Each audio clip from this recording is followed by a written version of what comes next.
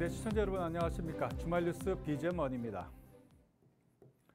EM플러스와 율호가 배터리 파운드리 사업에 진출합니다. 반도체 파운드리처럼 OEM 생산을 대신해 준다는 것입니다. 배석원 기자가 보도합니다. EM플러스와 율호가 2차전지 배터리 파운드리 사업 진출 의지를 드러냈습니다. 반도체 파운드리 구조처럼 배터리 시장에서도 OEM 방식의 사업 구조를 만들겠다는 겁니다. 현재는 사업 윤곽만 그리는 단계인데 2차전지 전극부터 크게는 배터리 완제품까지 생산하는 일종의 배터리 제조 공장 역할을 하겠다는 구상입니다. EM플러스는 그동안 글로벌 자동차 회사와 다양한 레퍼런스를 쌓고 샘플 및 연구 개발을 진행한 이력 때문에 여러 가지 미국이나 한국, 인도 등 회사들이 처음부터 믹싱부터 셀 완성품까지 토탈 솔루션을 할 수 있게끔 하는 니즈들이 많이 있습니다. 그래서 EM플러스는 그런 니즈들을 바탕으로 해서 특히 전극과 셀에 대한 파운드리 사업을 이제 집중을 좀 하고자 합니다. EM플러스는 최근 유계와 수계 두 가지 형태로 실리콘 비중 100%의 음극 전극 제조에 성공했다고 밝혔습니다. 현재는 프로토타입 제품을 글로벌 고객사에 공급하고 있고 해당 제품을 공급받은 미국 고객사는 오는 7월 셀 양산 공장 준공을 앞두고 있다고 전했습니다. 장기적으로 2차전지 사업 전망이 긍정적인 만큼 EM플러스가 노리는 사업 구상은 위탁 생산 기업이 되겠다는 것. 이 사업을 위해 추가 공장 설립도 검토하고 있습니다. 기존 김제 공장의 약 5배 이상은 큰 규모로 양산 시설을 짓겠다는 입장인데 구체적인 시기는 정해지지 않았습니다. 새로운 공장을 지을 계획이고요. 물론 짓기 전에 이미 저희와 각별히 협력하고 있는 저희 회사와 사업이 진행된다면 새로운 부지에서 진행할 거고 그 부지는 자유무역 단지에 이미 저희가 김제시와 전라북도와 협업을 해서 땅을 확보를 해놓은 상태입니다. EM플러스의 자회사인 율호는 폐배터리 리사이클링 사업과 아프리카 탄자니아 광산 개발로 2차전지 원소재 수급을 뒷받침한다는 계획입니다. 한편 이날 설명회에는 강원에너지와 나인테크, DH 등 2차전지 관련 장비 제조사가 참석한 가운데 진행됐습니다. 팍스경제TV 배석원입니다. 국내 최대 규모의 ICT 전시회인 월드 IT쇼가 개막했습니다. SKT와 KT가 앞으로 선보일 다양한 AI 서비스를 공개했습니다. 박주영 기자입니다. 1984년 국내 최초 무선전화 서비스 카폰부터 5G 단말기까지 40여 년 동안 진화한 단말기의 모습을 한눈에 확인할 수 있습니다. SK텔레콤이 월드 IT쇼 WIS 2024에서 이동통신의 40년 발전상을 공개했습니다. 올해로 40주년을 맞은 SK텔레콤은 기존의 통신 리더십을 뛰어넘어서 비욘드 커뮤니케이션 그리고 글로벌 AI 컴퍼니로서의 그 자리를 잡기 위해서 더욱더 많은 노력과 투자를 하고 있습니다. 이번 SK텔레콤의 월드 IT쇼 전시는 SK텔레콤의 그동안의 역사와 여러 가지 기술의 발전 과정들 그리고 앞으로의 그 발전 비전들을 이와 함께 반려동물 AI 진단보조 서비스 엑스칼리버를 비롯해 미디어 품질 향상 플랫폼, 사물과 사람을 분석하는 퀀텀 AI 카메라 등을 전시하고 AI 비서 에이닷과 메타버스 서비스 이프렌드 체험관도 선보였습니다. 아울러 자체 개발한 거대 언어 모델 에이닷X 및 엔트로픽, 오픈AI 등 글로벌 파트너사와 협업 중인 텔코 LLM의 활용 사례를 공개했습니다. KT는 AICT 솔루션을 대거 선보였습니다. UAM 비행 체험부터 AI 크리에이터 체험까지 일상 속으로 파고든 통신 관련 AI 기술의 진면목을 보여줬습니다. 우리 KT는 AICT 컴퍼니 KT라는 주제로 해서 전시관을 마련했습니다. 고객들이 이제 일상생활 속에서 어떻게 그 AI를 기술을 활용할 수 있을지 체험하실 수 있습니다. 이외에도 LLM 기반으로 선생님, 학부모 간 대화를 분석 요약하는 랑톡 AI 통화 리포트와 스팸 문자를 AI가 분석하고 차단해주는 AI 스팸 차단 등을 공개했습니다. SK텔레콤과 KT는 올해 ICT 생태계를 지배하는 AI를 활용해 통신 전반에 걸쳐 혁신에 나선다는 계획인데요. 올해 AI를 통한 통신 매출 정체 극복이 더욱 가속화될 전망입니다. 팍스경제TV 박주연입니다.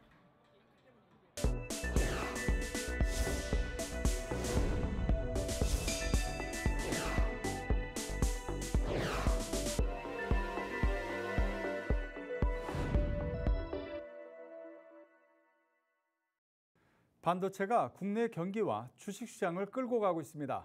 하지만 쏠림 현상을 우려하는 시각도 있죠. 자, 그렇다면 어떻게 해야 할까요? 염승한 이베스트 투자증권 이사와 함께 현재 증시와 반도체 업종에 대해 진단해봤습니다. 유수민 기자입니다. 국내 주식시장에서 반도체가 차지하는 비중은 30%에 달합니다. 따라서 반도체가 살아나면 증시 전반이 강세를 보일 수 있습니다. 염승환 이베스트 투자증권 이사는 인공지능과 HBM으로 불리는 고대역폭 메모리의 수요 증가가 반도체 강세를 이끌었다고 분석했습니다. 또 성장성 있는 기업을 찾아 주가 수익 비율이 떨어질 때 선제적으로 투자할 것을 제안했습니다. 과거에도 보면 반도체가 이제 안 좋았다가 이렇게 터닝할 때 보면 뭔가 두 가지 공통점이 있어요. 하나는 일단 안 좋으니까 감산을 합니다. 감산은 이미 했잖아요. 또 하나의 공통점은 뭔가 큰 수요가 하나씩 생겼어요. 근데 이번에는 AI죠. AI가 챗 GPT부터 시작을 해가지고 엔비디아 반도체 수요가 지금 폭발하고 있잖아요. 근데 거기에 우리 한국의 SK하이닉스가 만드는 고대역폭 메모리 HBM이 이제 반드시 들어가니까 같이 가야 되는 이제 사이클이 나온 거죠. 전통 반도체라고 그러죠. 이제 뭐 예를 들면 모바일에 들어가는 D램이라든가 아니면 PC에 들어가는 D램. 그러니까 이쪽은 자동으로 공급 감소가 들어갑니다. 그래서 결국 AI HBM 수요 강세가 전통 반도체 공급까지 줄여가지고 실적까지 이제 좋게 만드는 이런 이제 메커니즘을 만들면서 반도체 강세가 4월과 5월 2달 정도 우리가 확인해야 될 건 반도체 좋은 거는 기본이에요. 그냥 기본인데 뭐 자동차가 됐건 뭐 예를 들면 2차 전지가 됐건 뭐 석유화학이 됐건 우리나라를 지탱하는 큰 수출 산업들이 반도체만큼은 아니더라도 작년보다 좀 좋아지는 수출 증가율이 나오는지 이게 확인이 되면 어쨌든 이제 시장은 훨씬 더 단단하게 갈 수가 있고 반도체만 계속 좋으면 이게 결국엔 증시 상승의 한계가 있는 거죠. 그걸 결정하는 건요. 결국엔 미국과 중국 경기입니다. 그러니까 미국 경기 좋은 건 다들 걱정 안 하실 거예요. 근데 이제 남은 약한 고리가 결국엔 이제 중국인데 최근에 중국 데이터가 그렇게 나쁘지 않으니까 계속 부양책도 쓰고 있으니까 중국만 좀 저는 경기가 우리 예상보다 좋아지면 이 쏠림 현상은 완화되지 않을까. 이익이 늘어난다고 해도요. 시장이 지금 이런 분위기면 펄을 높게 못 주니까 증시가 좀 부진할 수는 있다. 이익이 늘어나는 기업이 뭔지를 계속해서 이렇게 발굴하셔가지고 이렇게 PER이 떨어질 때 조정받을 때 그런 기업들을 편입해 놓으시면 이 금리가 또 안정화되면 이 기업들은 또 올라갈 수 있으니까 그걸 보시면 좋겠고 업종으로는 일단 반도체 여전히 좋게 보고 있고 그 다음에 조선업종 대교체 수요가 좀 많을 것 같고요. 또 우리나라도 5월 달에 이제 우주항공청 설립되잖아요. 그래서 인공위성 관련된 산업하고 지정학적 리스크는 앞으로도 계속 이어질 것 같아요. 그래서 방산업종 또 헬스케어도 지금 미국이 중국 바이오 규제할 거란 얘기가 있더라고요. 2차 전지나 이런 전기차 관련주는 남들이 이제 지금 관심들이 떨어지는 이런 시점에서 내년 내후년을 보고 좀 이렇게 관심을 갖는다면 어느 시점에서는 또 좋은 결과 있잖아요.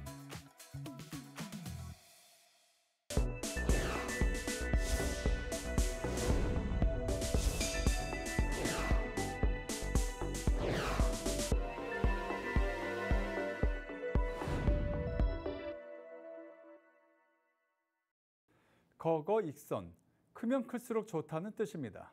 이 부산 장안지군에 첫 공급하는 아파트가 최대 6.5m 폭의 넓은 거실을 선보였는데 이 수요자들의 반응이 좋습니다. 이 전영석 기자가 현장 취재했습니다. 부산 기장군 장안지구에서 분양을 시작한 한 아파트의 견본주택입니다. 이 단지는 지상 최고 25층, 총 507가구로 구성됩니다. 장안지군에 들어설 아파트 중 유일하게 중대형 평형을 공급합니다. 초품 아파트로 단지 바로 앞 장안초가 2028년 3월 개교할 예정입니다. 프리미엄 아울렛과 원자력 의학병원 이용이 편리하며 서울대 중입자치료센터와 동남권 방사선 과학산업단지, 파워반도체 클러스터 부지가 조성될 예정으로 향후에는 직주 근접의 배후 수요까지 함께 기대할 수 있을 것입니다. 현관에 들어서자 넓은 폭의 거실이 펼쳐집니다. 거실 한 면을 가득 채운 큰 창도 눈에 띕니다. 전용 면적 84제곱미터의 경우 최대 6.1m, 110제곱미터는 최대 6.5m 폭의 광폭 거실을 적용했습니다. 안방과 침실 등의 방들도 큰 창을 적용해 개방감을 확보했습니다. 철제 난간이 아닌 통창 유리 난간 시공으로 막힘없이 탁 트인 개방감을 확보했습니다. 세대 내에 제공하는 무상 옵션으로 고객분들의 부담을 낮춰드렸습니다. 차별화된 특화 설계에 대해 방문객들도 긍정적인 반응을 보였습니다. 일단 유리가 통창으로 돼 있어서 되게 보기도 편한 것 같고요. 거실도 다른 데에 비해서 너무 넓어서 되게 좋게 생각하고 있습니다. 전용 84, 110제곱미터 판상형 구조 타입 안방에는 알파룸 특화 설계를 적용해 공간 효율성을 높였습니다. 안방 발코니 창고와 복도 팬트리를 통해 수납 공간도 극대화했습니다. 부산 장안지군의 첫 분양단지에 수요자들이 움직일지 귀추가 주목됩니다. 팍스경제TV 전영섭입니다. 동성케미컬이 바이오 플라스틱 신사업을 시작한 지 이제 1년이 조금 넘었습니다. 이 바이오 플라스틱 사업부를 신설하고 생분해 포장재 사업에 집중해 왔는데 그간 어떤 성과가 있었는지 박나연 기자가 보도합니다. 깨끗한 지구를 만들기 위한 친환경 경영이 전 세계적 화두입니다. 이러한 흐름 속에 동성케미컬도 바이오 플라스틱을 미래 먹거리로 삼고 친환경 기술 개발에 열심입니다. 특히 폐플라스틱 문제가 가장 심각하다고 할 수 있는 포장재 분야에 생분해성 플라스틱을 적용하는 데 힘을 쏟아왔습니다. 이 가운데 최근 출시된 에코비바 비드폼이 눈길을 끕니다. 2021년 론칭한 생분해성 포장재 브랜드 에코비바에서 스티로폼을 대체할 수 있는 친환경 포장 제품을 선보인 겁니다. 스티로폼, 즉 EPS는 환경적 이슈로 인해 많이 사용하지 않는 추세. 하지만 냉동과 냉장식품과 같은 콜드체인 물류나 충격을 보호해주는 분야에서는 사용이 불가피한데요. 보냉, 완충과 같은 기능은 유지하면서 환경에 대한 영향은 최소화했다고 회사 측은 설명했습니다. 현재까지는 콜드체인 물류에 필요한 제품에 집중하여 개발해왔다면 앞으로는 EPS의 또 다른 중요한 기능인 하나인 제품 보호에 초점을 맞추어서 전자제품이나 스포츠용품 패키징 등에 필요한 제품 또한 같이 개발해 나갈 계획입니다. 한편 동성케미컬은 이달 말 바이오 폴리머 테크센터인 동성 바이오 플라스틱 컴플렉스의 공식 오픈을 앞두고 있는데요. 관련해 기대 효과와 포부를 들어봤습니다. 동성 케미컬 바이오 플라스틱 컴플렉스에서는 저희 이 에코비바 제품뿐만이 아니라 우리나라 생분해성 플라스틱 산업 생태계를 구성하는 데 없어서는 안 될 다양한 가공 기술들을 개발하고 또 그것들을 전파해 나가는 역할 또한 같이 해나갈 예정입니다. 현재 갖춰져 있는 생분해성 비드폼, 기능성 필름의 생분해성 시트폼, 점 접착제 설비를 단계적으로 도입해 양산 기술을 확보한다는 구상입니다. 아울러 에코비바를 국내 최초 생분해성 물류 포장 토탈 솔루션 브랜드로 성장시키겠다는 비전도 내놨습니다. 팍스경제TV 박나연입니다. BGF 리테일이 편의점 CU의 특화 매장 라인업을 확대하고 있습니다. 라면, 맥주, 과자 등 종류도 다양합니다. 박주영 기자입니다. 매장 한편이 전 세계 라면들로 가득합니다. 외국인 고객들이 라면을 골라 직접 조리해 먹기도 합니다. BGF 리테일 CU가 오픈한 라면 특화 매장의 모습입니다. CU는 최근 라면을 비롯해 컬리, 맥주 등 다양한 종류의 특화 매장을 열고 있습니다. 라면 특화 편의점에서는 다양한 라면을, 컬리 특화 편의점에서는 마켓컬리의 신선한 상품들을 오프라인에서 만날 수 있는 그런 편의점을 제공함으로써 고객분들께서 일상적으로 접할 수 있는 편의점이 아니라 차별화된 경험을 선사할 수 있는 편의점을 만들기 위해서 CU가 특화 매장을 연 것은 지역 맞춤형 전문 매장이 새로운 성장 전략이 될 수 있다고 판단했기 때문입니다. 때문에 금융부터 주류까지 차별화된 특화 매장을 신성장 동력으로 삼고 영역을 확대하고 있는데요.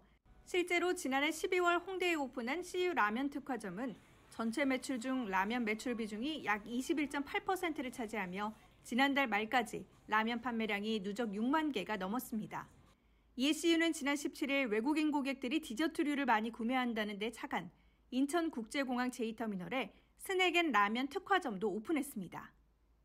앞으로도 CU는 재밌는 편의점 하면 떠오를 수 있는 브랜드 이미지를 굳히기 위해서 지속적으로 차별화된 점포나 재밌는 점포를 고객분들께 선보일 예정입니다.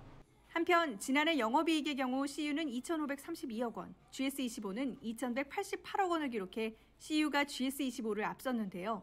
CU는 특정 제품과 서비스를 강화시킨 특화 점포를 통해 올해도 우위에 서겠다는 전략입니다. 팍스경제TV 박주연입니다. 혼다도 하이브리드 모델을 내놨습니다. 좀 늦은 감이 있지만 하이브리드가 요즘 대세라서 그런 것 같습니다. 모델은 어코드와 CR-V인데 이 토요타 등과 비교하면 어떨지요? 김홍모 기자입니다. 불과 반년 전만 하더라도 자동차 시장에서 대세는 전기차로 모든 완성차 업체들이 전기차 신모델을 앞다퉈 내놓기에 바빴습니다. 이 같은 열풍은 충전의 불편함, 배터리 이슈 등으로 현재는 사그라든 모양새입니다. 이에 반대급부로 떠오르며 현재 자동차 시장을 관통하는 키워드는 하이브리드입니다. 노재핀 이후 좀처럼 힘을 못 쓰던 혼다코리아가 이런 흐름에 발맞춰 하이브리드 모델을 앞세우며 올해 실적 반등에 나섭니다. 한국 하이브리드 시장 공략을 위한 주축 모델로 나선 이는 어코드, CR-V 하이브리드 모델입니다. 이 두 개의 모델은 각각 세단과 SUV로 생김새는 다르지만 고성능 고효율이 특징인 4세대 하이브리드 시스템인 iMMD가 탑재됐습니다. iMMDはホンダ独自の2モーターハイブリッドシステムであり、圧倒的な燃費と上質で爽快な走りを両立することを目標とし開発を行いました。 엔진과 모터라는 두 개의 심장을 연결함으로써 구현되는 하이브리드 시스템은 직렬과 병렬, 직병렬 방식으로 나뉘며 이 중 혼다의 iMMD는 직병렬 방식입니다. 각 방식마다의 장단점이 있어 용도에 따라 호불호가 갈리지만 iMMD는 운전자가 어떤 방식의 드라이브 모드로 달리는지 인식할 필요 없이 모터와 엔진을 최적으로 사용해 동력 변화에 따른 이질감 없는 주행감을 제공합니다. 특히 엔진 드라이브 모드는 엔진 출력이 직결 클러치를 통해 직접 구동력이 전달되는 방식으로 모터를 사용키보단 엔진 구동 효율이 좋은 영역에서 전력 손실을 최소화해 연비를 더욱 높일 수 있도록 설계됐습니다. 한국 시장에서 닛산의 철수 이후 일본 차는 혼다와 도요타가 양분하고 있는 만큼 각 브랜드만의 장단점도 따져봤습니다. トヨタさんのシリーズパラレル方式に対してホンダは多くのほとんどのシーンをモーターで走行するために非常に高い出力のモーターを適用しています。この高出力モーターでの走行を実現することでトヨタさんのハイブリッドシステムに対しより電動感の強いとなっていると考えています。 하이브리드 모델에 있어 중요한 가치로 꼽히는 연비에 관해선 도요타 모델 대비 연비가 희생되는 부분이 있더라도 고객들에게 즐거움을 줄 수 있는 차, 즉 경쾌한 주행을 최우선 설정 과제로 삼고 각 모델의 컨셉, 밸런스를 유지했다는 설명. 실제 시승 시 느낀 주행감은 엑셀을 꾹 밟았을 때 어르신이 무릎을 붙잡고 흐차 하는 듯 가속 구간서의 느릿한 변화감이 아니라 마치 순수 전기차인 양 발을 뻗음과 동시에 최대 토크로 치솟는 듯한 반응력이 인상적이었습니다. スポーツモード走行時にはアクティブサウンドコントロールによりホンダ独自のスポーツサウンドをエンジン自風音に付加しワインディング走行や追い越し加速時などのシーンにおいて加速とサウンドで高揚感を演出します。 일본 차라는 이유로 거부감을 드러내는 경향이 옅어진 현재 혼다만의 뚜렷한 기술력을 담은 하이브리드 모델이 시장에서 어떤 평가를 받을지 귀추가 주목됩니다. 팍스 경제TV 김홍모입니다. 요즘처럼 환율이 요동치면 은행 딜링룸으로 시선이 쏠립니다. 이 딜링룸 전광판이 금융시장의 상황을 실시간으로 보여주기 때문이죠.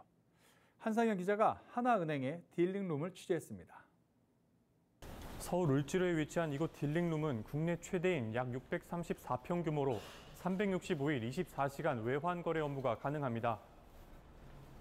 하나은행은 2022년 금융권 최초로 24시간 FX 거래 서비스를 도입했습니다. 더불어 지난 1월에는 국내에서 처음으로 해외 소재 외국 금융기관과 원달러 거래를 체결하는 등 외국한 업무 역량 증진에 집중하고 있습니다. 기존의 전통적인 FX 시장을 넘어서서 비대면으로 EFX 시장을 새롭게 저희가 창출해낸 효과를 가지고 있고요. 그리고 그 외에 사용하는 기업체에게 사회적인 편익을 야간 거래부터 시작해서 사회적 편익을 증대시킨 의미가 있다고 생각을 합니다.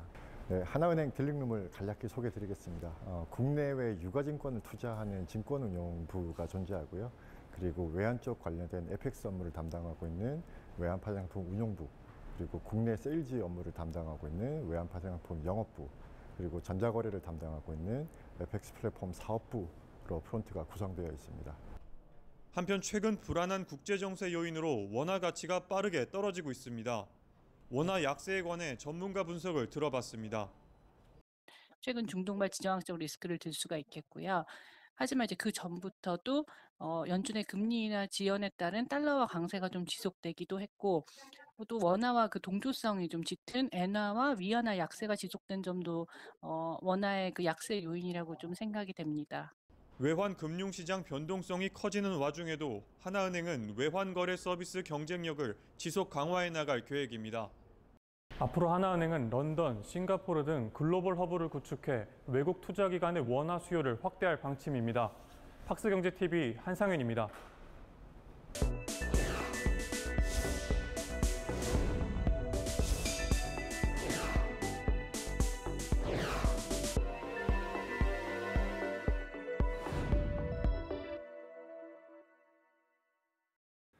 비피더스균으로 이름을 알린 비피도가 올해 흑자 전환 목표를 세웠습니다. 먼저 중국 등 주력 해외 시장을 견고히 해 실적 턴어라운드를 이룬다는 목표입니다. 박명수 대표를 김현성 기자가 만났습니다. 비즈 초대석입니다. 1999년 회사 설립 전부터 비피더스균만을 연구해온 비피도가 본격적으로 비피더스 인식 개선에 앞장서고 있습니다. FDA 인증은 물론 할랄, 코셔 등 각 국가별 인증을 획득하며 우수성을 알리고 있습니다. 올해 주목할 비즈니스 전략 살펴봤습니다. 프로바이오틱스는 유산균이고 비피더스도 일종의 유산균이라고 이렇게 이제 알려져 있는데 비피더스 균이 따로 있고 일반 유산균이 따로 있는 거예요. 그리고 이제 더 중요한 부분은 우리 특히 장에서는 비피더스 균이 일반 유산균에 비해서 1000배 또는 10,000배 정도 더 많이 존재합니다. 반면에 이제 락토 같은 경우는 10의 한 6승 정도로 존재합니다. 예, 그러니까 비피더스균과 한 1000분의 1, 10,000분의 1 정도로 장에서 존재를 하죠. 그만큼 이제 우리 몸에 어떤 영향을 끼치는 영향력이라고 하는 것이 장 속에서 봤을 때는 비피더스가 훨씬 강하다라는 거죠. 장에서 중요한 균이 비피더스 균이라는 것들이 점점 더 많은 근거들이 쌓이고 소비자들 인식이 이제 바뀌면서 최근에는 비피더스 100% 제품들이 점점 많아지고 있어요. 비피더스를 실질적으로 더 많이 투여하는 제품들이 이제 만들어지면서 저희한테는 더 이제 뭐 어떤 비즈니스 기회가 더 많아지고 있는 것 같습니다. 이 미국의 FDA에서 이제 안전하다라고 하는 인증, 그라스 인증이라는 게 있고 신규 식품 원료 NDI 인증이 있고요. 그 다음에 이제 뭐 할랄 코셔 인증들, 중국의 영유아만을 대상으로 하는 이제 그 카테고리에 들어가려면은 중국 기관에서 또 이제 영유아 인증을 받아야 돼요. 그래서 저희가 이제 그라스 NDI 인증을 받은 걸 토대로 이제 그 인증도 진행을 하고 있는데 현재 조금 마무리 단계입니다. 저희가 이제 해외 진출이 2007년부터 이렇게 수출이 시작이 됐는데 현재 이제 뭐 매출이 국내보다 해외 수출이 좀 더 많은 상황이고, 근데 이제 중국이 조금 더 특별한 부분은 현재 이제 저희한테 매출 비중이 제일 크거든요. 또 저희 뭐 이제 그런 것들 때문에 중국에 저희가 별도로 이제 법인을 둬서 거기서 이제 중국 시장을 좀 더 직접적으로 개척하도록 하고 있는데 그런 것들을 지원하는 뭐 그런 의미도 있다고 보시면 될 것 같습니다. 저희가 뭐 한 40% 정도 되는 것 같아요. 지금 이제 중국에서는 저희의 그 큰 바이어가 이제 두 기관이 있어요. 그래서 이제 두 개에 대한 어떤 의존도가 높다는 뜻이거든요. 어떻게 보면은. 근데 그거에 대한 변동성이 이제 우리한테는 조금 위험성이잖아요. 그러니까 그런 거를 이제 해소하려면은 제3, 제4 이제 좀 큰 바이어들을 이제 계속 저희가 찾아내야 되는 거죠. 사실 뭐 올해 목표는 이제 작년에는 역대 최대 매출을 이제 달성을 했지만은 영업이익은 좀 적자였거든요. 올해 이제 어떤 매출의 향상을 통해서 적자에서 흑자로 전환하는 걸 이제 목표로 하고 있고, 매출액 뭐 작년 대비 20% 이상 이제 상승을 목표로 하고 있고요. 이제 재무적으로는 이제 저희가 자사주 매입 소각 뭐 이런 계획을 좀 가지고 있어요. 주주 가치 제고를 위해서 재무적으로도 이제 앞으로 계획을 가지고 있다라는 정도로 이제 말씀드릴 수 있을 것 같습니다.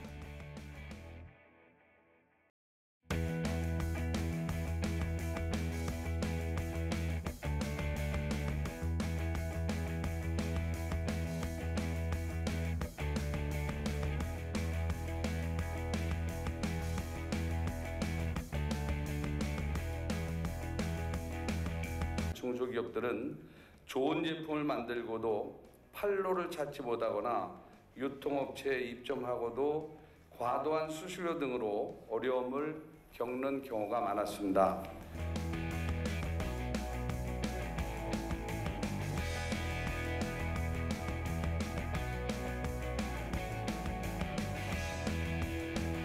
상생은 중소납품업체를 배려하는 시혜가 아니라 유통업체와 납품업체가 함께 지속 가능하게 성장하기 위한 생존의 문제라고 생각합니다.